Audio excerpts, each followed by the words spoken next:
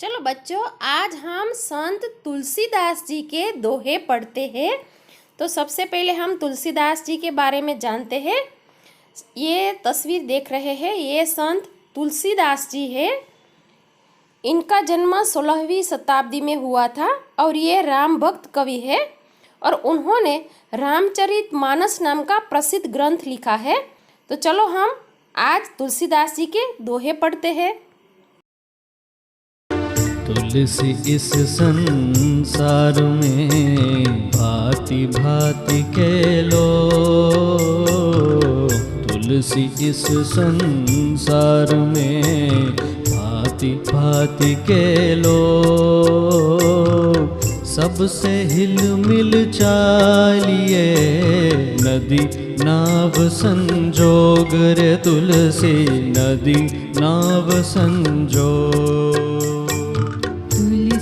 हाय गरीब की कब हुन खाली जाए, तुलसी हाय गरीब की कब हुन खाली जाए, मुँह ढोर के चाम से लोहा भस्म हो जाए रे तुलसी लोहा भस्म हो जाए।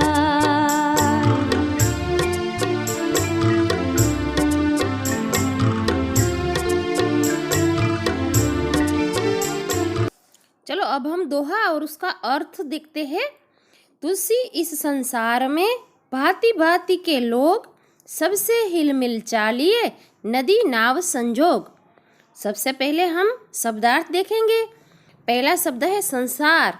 संसार यानी कि दुनिया या तो जगत। दूसरा शब्द है भांति भांति के। भांति भांति के यानी कि तरह तरह के। गुजराती में कहे तो जात जातना। उसके बाद वाला शब्द है हिल मिल कर यानी कि मिलजुल कर।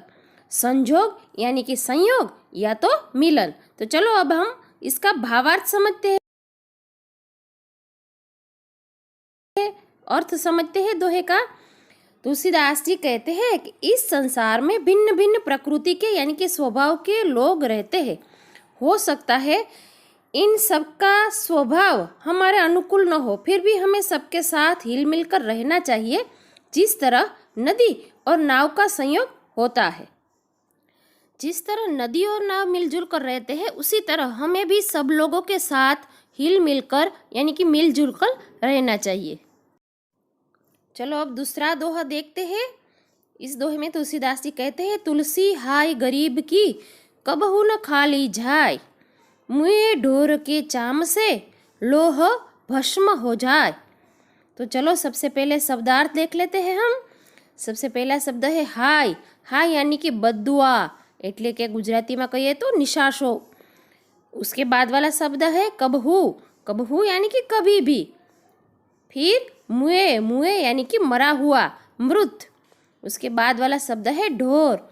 ढोर यानी पशु। अगला शब्द है चाम। चाम यानी चमड़ा। उसके बाद वाला शब्द है लोह। लोह यानी लोखंड। और अंत वाला शब्द है भस्म। भस्म यानी राख। चलो आगे हम इस दोहे का अर्थ समझते हैं। इस दोहे में तुलसीदास जी ने हमें गरीब की हाय के बारे में बताया है। वे कहते हैं कि गरीब की हाय या तो उसकी बद्दुआ कभी भी विफल नहीं होती। जैसे मरे हुए ढोर के चमड़े से जो धोकनी बनती है, उससे लोहा भस्म हो जाता है। तो देखो ये जो चित्र है उसमें धोकनी दिखाई है। जब जानवर या तो पशु मर जाता है तो फिर उसके चमड़े से धोकनी बनाई जाती है और धोकनी से जो हवा लगती है, देखो ये चलती है ना, तो हवा लगती है और उससे अग्नि ज़्यादा तेज प्रकटती है और उसमें जो लोहा होता है अग्नि में वो राख हो जाता है, वो भस्म हो जाता है। उसी तरह से अगर गरीब की हाय हमें लग जाए तो वो हमारा सर्वनाश कर सकती है।